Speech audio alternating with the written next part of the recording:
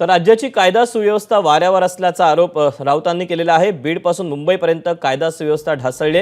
15 दिवसांपूर्वी सैफ सहकुटुंब पंतप्रधानांच्या भेटीला गेला होता। पद्मश्री पुरस्कार मिळालेलेही मुंबईत सुरक्षित नाहीत असा संजय राऊत म्हणतात।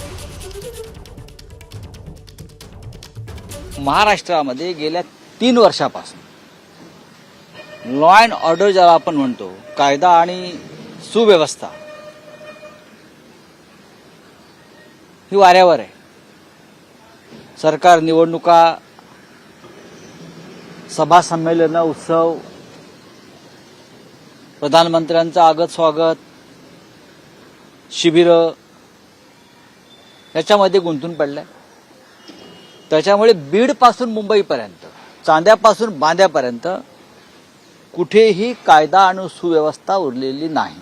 तर पद्मश्री किताब असलेल्या व्यक्तीला सुद्धा मुंबईमध्ये सुरक्षित राहता येत नाही, हे आज पुन्हा एकदा दिसलं। एबीपी माझा, उघडा डोळे बघा नीट।